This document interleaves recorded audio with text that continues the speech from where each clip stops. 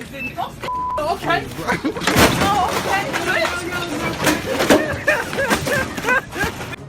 Too. Your fault. Yeah, I know it's my fault. That's why I'm saying sorry. I'm gonna find out where you work and you're gonna lose your job for saying I that. get paid by the government. You can't say that word. Really?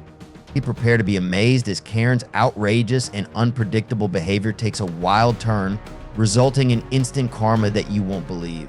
Watch as their crazy actions quickly unravel, leading to a dramatic and satisfying backfire in real time.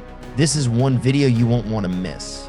Let's start with this Karen when anger clouded her mind.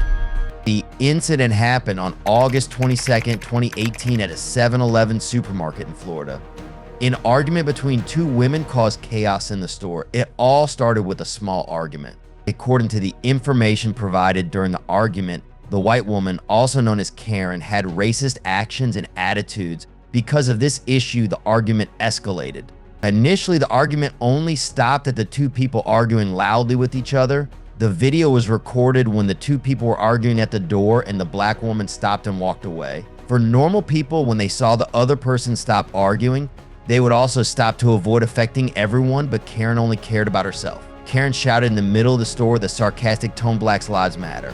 And this made the black woman turn around and point at Karen's face to tell her to shut up. The black woman repeatedly told her to go back to her work and not to mess with her, but when she saw the black woman turn around, Karen continued to yell at her. The climax of the transformation was when Karen saw herself being pointed at and went crazy, she rushed over and slapped the woman in the face. Karen immediately received retribution. Oh, it's the black light right here. That's the one right there. Go back to Look, bro. you was doing it. Get the fuck back to my face. Is it? Oh, okay.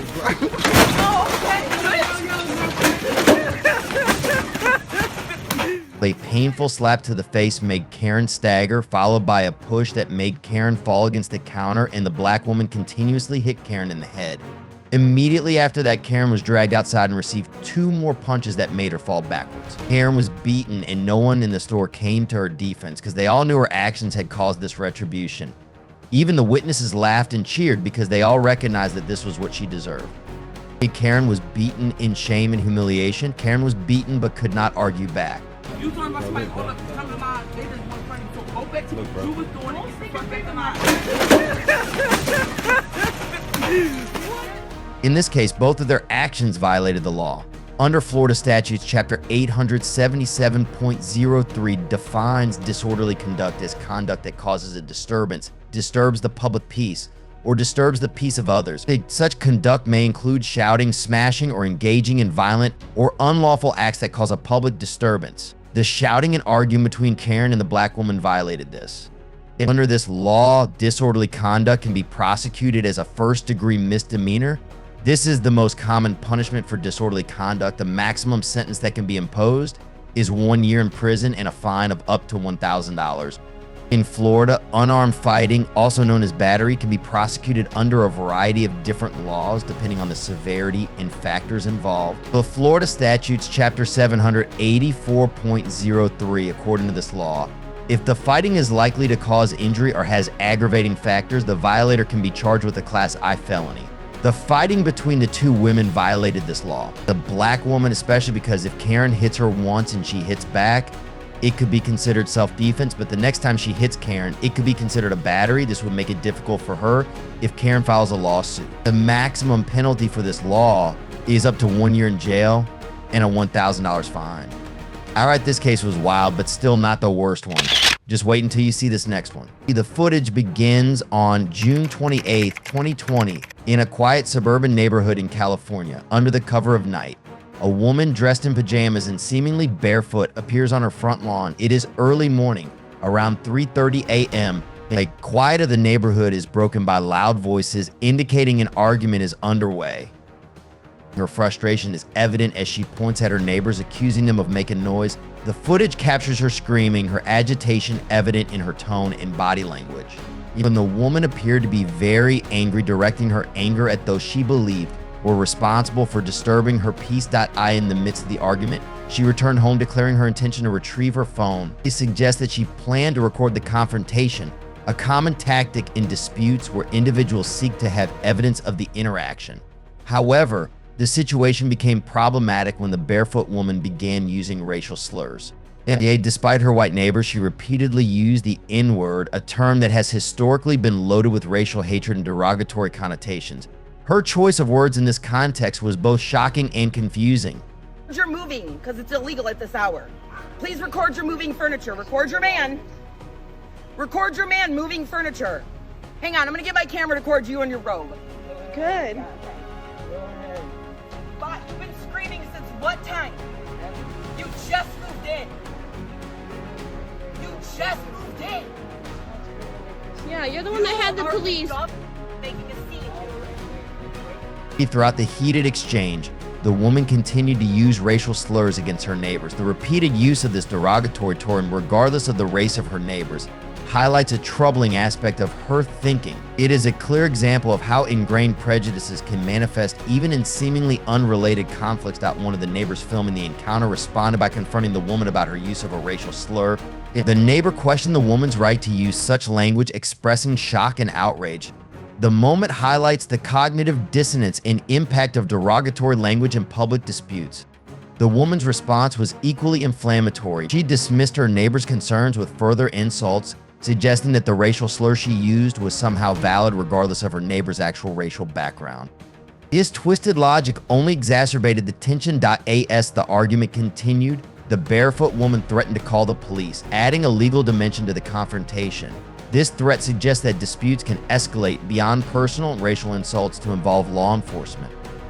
Dude, you're honey. Oh my god. Do you think because you're not brown or not? What the f is wrong with you?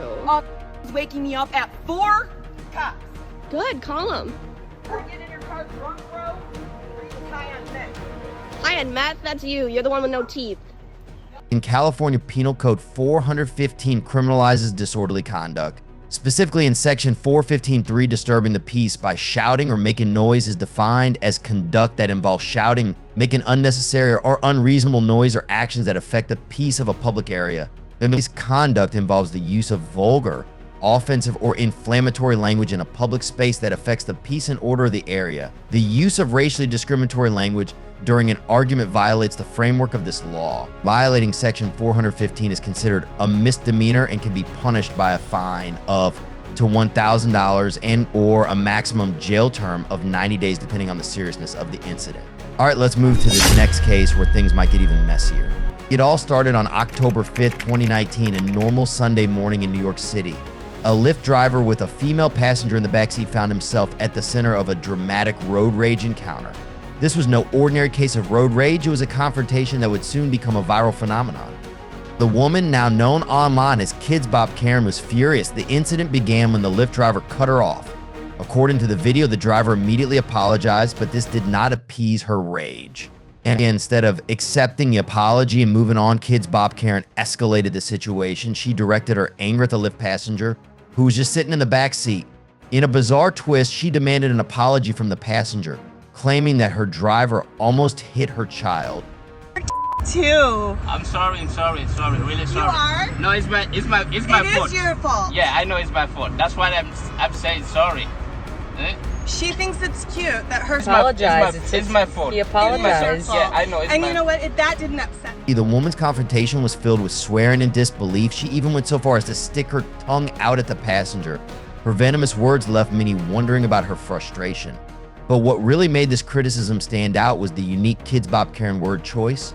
When the Lyft passenger claimed that her children, who were supposedly in the car, witnessed the chaos, the angry driver had a rather unexpected response. To do is apologize instead of being a You're calling me sorry, but you're calling me a set an example. I'm sorry. My kids can't hear me calling you a Your window's open.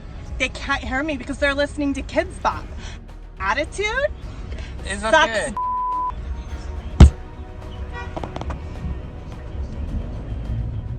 In New York Penal Law Section 240.20, this law defines public nuisance as conduct that intentionally causes a disturbance in a community or public place.